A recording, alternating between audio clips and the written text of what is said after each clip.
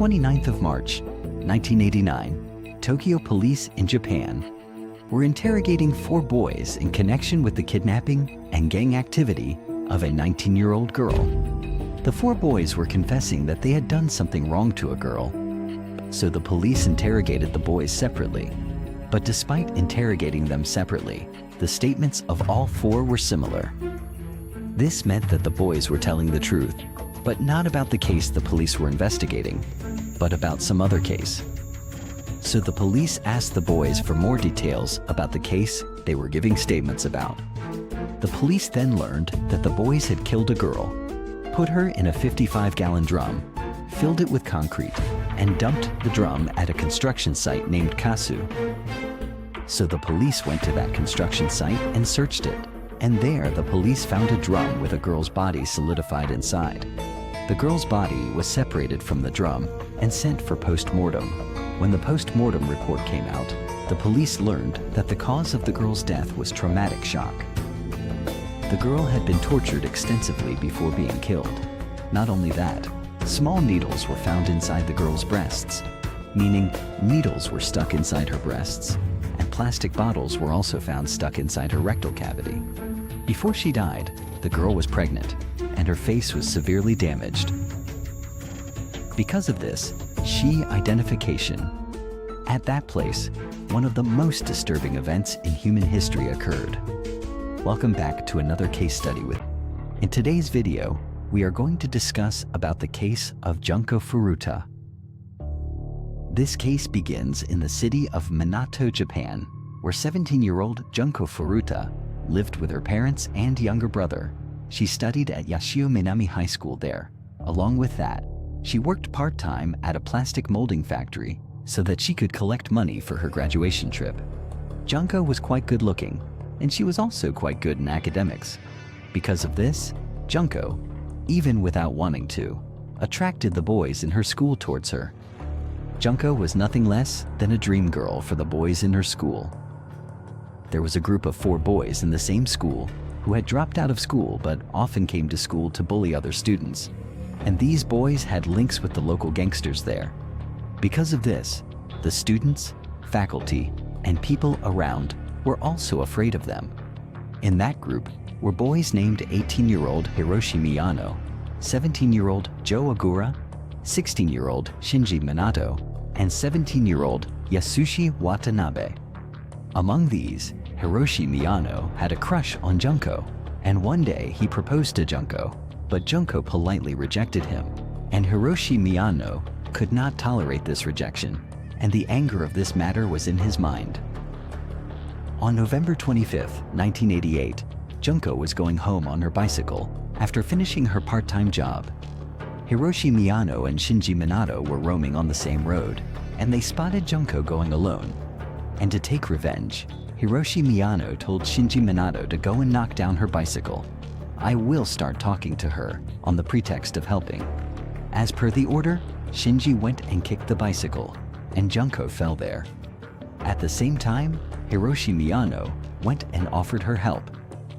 Hiroshi Miyano used to study in the same school, and Junko recognized him, so Junko took help from them. On the pretext of dropping Junko home, he took her to a hotel in Adachi. There, he threatened Junko that if she tried to run away or tried to call someone or did not obey his orders, he would get her mom and dad killed by his gang members. Junko got scared by this and remained silent. Hiroshi Miyano did something very wrong with Junko that night. Does wrong things. In the sense you guys must have understood, when Hiroshi gets tired of her, he calls his friend Shinji Minato and 2 other friends as well so that they can do wrong things with Junko. After this, they were going to leave Junko like that, but suddenly they realized that if they left Junko like that, she would go and give information to the police about it. With her. Shinji's parents knew that Junko was not his girlfriend, but still they were silent because they themselves were afraid of Shinji's gangster links. So whatever Shinji did, they would watch silently. They would not say anything to him. They would just endure it. From 25th of November 1988 to 4th of January 1989, They tortured Junko for a total of 44 days. For the first few weeks, they used Junko to fulfill their physical and sexual needs. They would find different ways to torture Junko every day and would also try them on her, such as keeping her naked all the time, forcing her to masturbate in front of them, and inserting different objects into her genitals, such as hot bulbs, iron rods, balls, inside. When Junko's body was found by the police, the post-mortem report revealed that plastic bottles were found stuck inside Junko's body. Here you can guess how much those boys were torturing her. In the month of December, Junko tries to escape, but unfortunately, those boys catch Junko. For trying to escape, they punish her. As punishment, they would take dumbbells and drop them on her knees from above. You can imagine if a heavy dumbbell falls on someone's knees, their leg breaks. And that's how Junko's leg also broke. She could no longer walk. When she had to go to the washroom, she would crawl and crawl back out. Junko was tired. They tortured her so much that she would beg them every day to kill her. Due to not getting proper food, her immune system had become weak. Her wounds were not healing. The wounds were like that. Fluid was dripping from inside. Now those boys started feeling disgusted, looking at Junko because Junko's condition was not like before. She looked quite bad.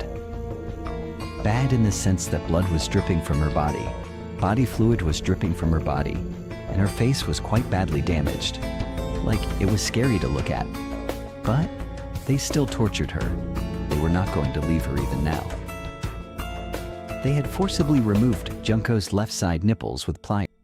On the date of the 4th of January 1989, on that day, Hiroshi Miyano loses all his money in gambling, and he takes out his anger on Junko for this. Until 10 o'clock in the morning, Junko takes her last breath.